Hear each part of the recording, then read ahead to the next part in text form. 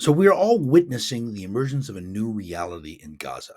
There's going to be two parts, at least for now, unless something changes dramatically. One part that is controlled by Israel, and one part that is controlled by Hamas. Nobody seems to have the will to allow Hamas to be removed. And even if Hamas were removed, there is some benefit to having a part of Gaza that is administered outside of Israeli control. And given the current reality of Palestinian society, that would almost certainly mean that a hostile power would be invested with the power in that region.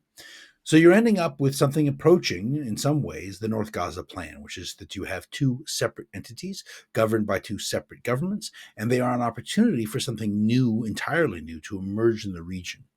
The challenge is what happens with the second entity, with the entity that is controlled not by Hamas, but initially by some sort of foreign stabilization force or authority or whatever it happens to be that's going to make things somehow better. Now, when I talk to people involved in the process, they focus a lot of effort and a lot of attention on security, number one. How is security going to happen? How is it going to work? The second thing they talk about is reconstruction, right? How are we going to be able to reconstruct Gaza? What's it going to cost? The Palestinian Authority proposed a $64 billion budget in order to construct the parts of Gaza that are outside of Hamas control. Now, the thing is that most people don't want to talk about is finance.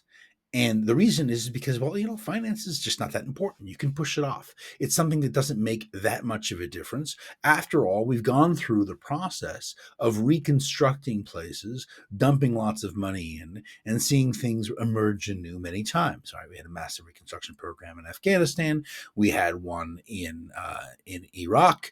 We had at some points we were dumping money into Yemen on the government that was allied with us. We were dumping money into allied forces in Somalia, Iran, I imagine. I don't actually know the details. Probably got a similar treatment, right? We all look back from the Western perspective. We think about Germany, we think about France and the Marshall Plan, and we say, look, we have a formula that works for rebuilding societies after they've been through devastating wars.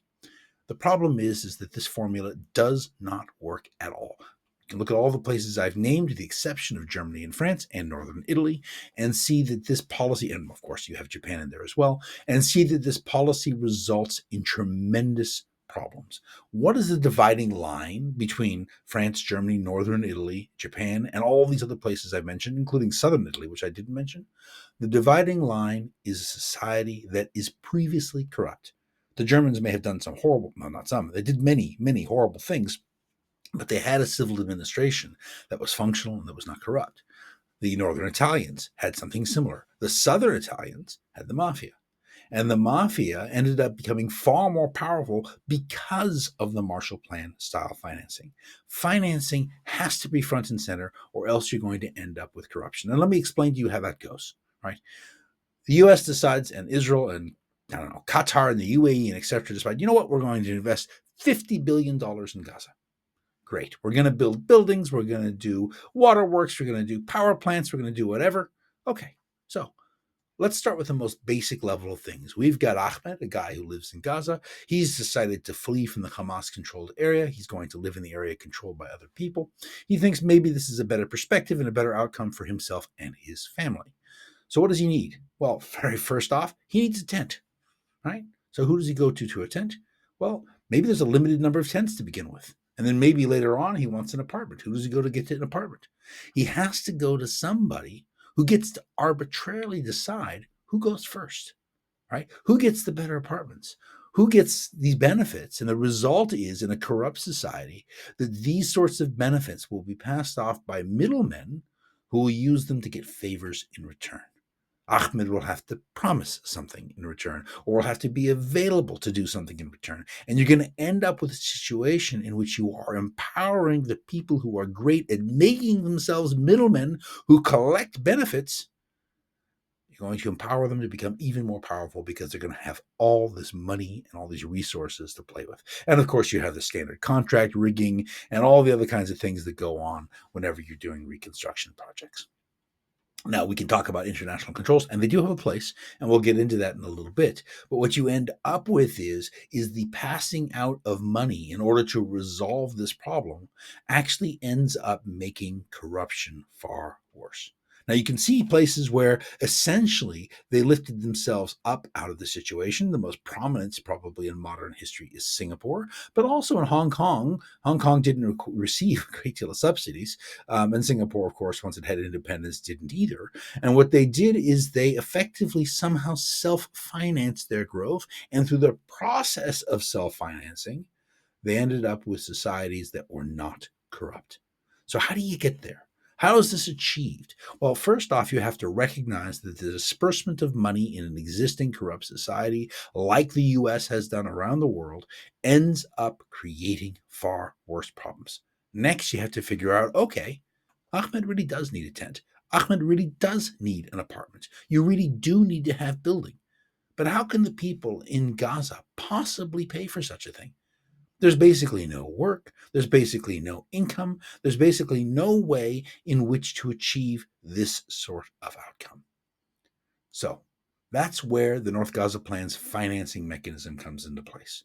What the North Gaza Plan says is okay, Ahmed, you need to borrow $150 to get a tent.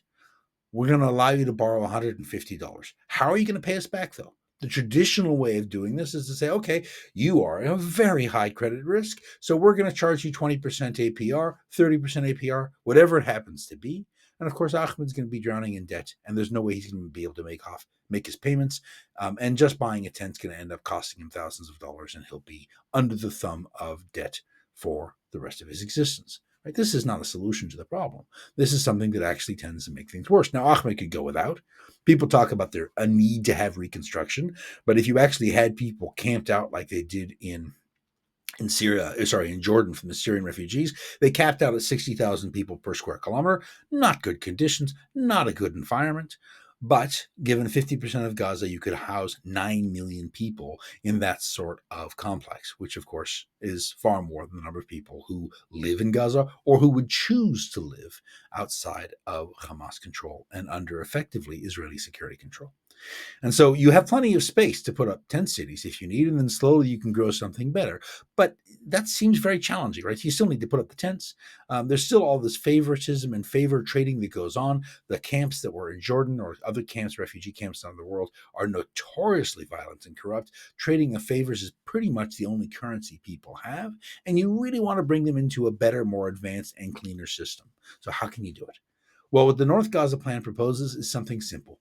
Instead of buying or borrowing money at an interest rate, you borrow money and say, I'm going to pay you back the median income for this authority, this region, whatever you want to call it. I'm going to pay you back 1 day a year, each year for the following 5 years. Okay. So what does this mean? Well, let's say you're the bank, you've loaned $150, and today incomes are basically zero. Who cares? Next year, maybe people will be making, I don't know, $15 a day, right? It's quite possible. There's reconstruction work to be done after all, right? There's things to be done in the economy that can actually employ people. And then beyond that, down the road, there's oil, there's possible work in Israel, although that's, of course, very challenging. There's other sorts of things that can be done and other sorts of jobs that can be created. So, $15. Okay, you get $15 year one. But if you have a whole bunch of money coming in and financing people and enabling them to get started, maybe somebody wants to borrow for a business, right? You end up with the opportunity for the GDP, or at least, sorry, the income, the median income per person to rise over time. And maybe quite reasonably, the income per person could be $100 a day, right? That would be I can probably do this math, $30,000 a year, right? Is it? Hold on a second. Uh, Despite having a master's in finance, I still have to do this by hand, and so you end up with $100 a day. 10 days is 1,000. 100 days is 10,000. Yeah, $30,000 a year. That would be quite surprising, right? You'd end up most likely somewhere in the range of, I don't know, 40 or $50 a day. But you end up with, okay, you're going to pay this back over 5 years. Maybe you make it 2 days, something like that. And you end up with a situation where essentially the person lending the money is making an equity investment in the individual. They're going to say, you know what, we expect that incomes are going to rise, and we think you've got enough uh, go to itness or whatever it happens to be somebody for whom it is worth expecting you to be able to pay back 2 median days a year in return for the tent that you get today. Okay. And maybe you can sell the tent to somebody else later on, right? There's just lots of other opportunities to do things and to make it work out. So what you end up with is instead of a debt arrangement with a set interest rate, you end up with a situation where people are never underwater because effectively, instead of owing a number with a percentage rate that is extremely abstract, I mean, I have a hard time doing 365 times 10 or 365 times 100, right? Imagine compounding interest at 12% or 20% a year. It boggles the mind, certainly for regular people and even for me, and I'm a little bit weird. So what you end up with instead is an investment that's put into terms that are extremely easy to understand. Median income per person. Now, getting to understand median income per person and getting a system that will enable you to measure it reliably is going to be for another podcast. But for now, let's focus on median income per person. This is a way of issuing personal debt that enables people to borrow and reconstruct their lives without the corruption that is automatically created in a corrupt society when you do grants. So, this is a model, by the way, not just for the Palestinian territories in Gaza or for other places. It can be something that can be done in any developing nation. Okay, except of course you need to have the measurement systems in place as well, which we'll get to. So the second question you have is, what about the big projects, right? You need to build a water treatment facility. You need to build a power plant. These are very expensive things to build. So can you do it in a similar method? Or do you just have to issue grants and then try to have a slightly less corrupt proposal and process in which the local population is not really invested in your infrastructure project? Well, in fact, you can do something somewhat similar. For first of all, you don't do median income, which represents, half the people make more, half the people make less. It ensures that your regular population isn't in trouble. Well, sometimes, really, in many cases, society's overall incomes end up being tremendously accelerated by a few extremely productive people at the top, right? Let's say you have somebody who decides to build an offshore oil facility. Gaza has apparently some offshore gas fields that are fairly valuable, or they decide to help build a pipeline, or whatever it happens to be. They're making a lot of money. Well, you don't want them making a lot of money, making it to where Ahmed can no longer afford the tent he bought because mean incomes are too high. You use median instead. But when you're buying a facility like a water treatment facility, which is going to cost you a couple $100 million possibly, then you do want to use the mean because you're going to end up taxing people who are making a lot more money a lot more, right? Whether or not the rates are different, it's a different discussion, but you're going to end up taxing them a lot more. So what you end up with is a mean basis, and you say, okay, you know what? We're going to loan you the money, or maybe an international company will come in and say, you know what? We are going to build this entire facility for you. It could be an Israeli water company, a Swiss one, a Dubai one, whatever it happens to be, who wants to do the water treatment facility. We are going to build it for you. And our bid price is going to be 2, 3, 10 days per person of median income per year for 5 or 10 years. Whatever, we're going to work out the numbers and see what the bids look like, right? But what you end up with is a situation in which the entire population can then vote and take ownership and be responsible for this sort of creation. There's something very cool that happens as well. The people who are doing this are making an investment in the local situation, and they're not paying for the current population. Let's say it's 100,000 people. They're not paying for the mean income of 100,000 people in the future. They're paying the mean income of all the people who happen to be there. So if the project is a success and you go from 100,000 people to 1,000,000 people, and you believe that's going to happen, then you as an international conglomerate who's building a water treatment facility is going to want to build a bigger water treatment facility that can handle that number of people, encourage those people to come, clean water and all the benefits that come with it. And then by virtue of that, your investment's going to be worth more because you're not just going to collect a certain sum from each person. You're going to have more people to collect it from. So you are making an investment in the project as a whole. But on the flip side, the people who live in that place are themselves making an investment and a commitment and have ownership of that water plant. And when you have ownership of something and didn't trade favors for it, but traded cash and your own commitments for it, you end up in a situation, your financial commitments, you end up in a situation in which you have the very seed, right, that starts off the ability to have a society that isn't falling apart due to corruption. Right? You have the very genesis of the concept that we own this. We are responsible for this. And it's not something that's governed by some authority that wasn't elected, although in this case, it wouldn't be elected, but the actual investment that's made in each case, in this individual case, power plant, whatever it happens to be, that's the first thing you have people vote on. That's the first thing you have people decide to be a part of. And everybody who comes in understands that they are going to end up having an obligation to help support the payments for whatever was built. So, what are we doing? We're using finance in a new way. We call it an equity investment, but it's not shares that produce a dividend. Instead, you're creating debt that is flexible, that results in people never being underwater, results in people being able to clearly understand what they're paying for something, but at the same time, it empowers you to have the facilities and the investment you need early on to survive, and then to slowly build yourself up with a culture of ownership, a culture of responsibility, and a culture of certainty in many ways that enables you to grow the facility. And of course, on the lender side, there are unbelievable opportunities. Because, of course, if you bring in a fair amount of money in this sort of situation, you enable the economy to grow, then you end up with a potential for a very, very, very good return, but one which, just to go into religion for a moment here, doesn't require you to have interest, which, of course, is something that is forbidden in different religions in this region. Now, let me just do one more thing before I finish up, which is to ask, why is interest a problem in our religions? Now, the classic reason given is because people in the ancient world didn't understand how wonderful interest in finance is at enabling development. Right? The whole idea in the modern world is, we leverage things, we use debt, and then we can finance the growth of all these businesses. And this is absolutely critical for the progress of our society. Just ignore for a little while the financial and systemic collapses that occur regularly under this sort of system, and ignore the side effects that debt has on so many people's lives, and point out that it does lead to a supercharging of economic development. This is absolutely true. It does. It's absolutely necessary to have some sort of lending.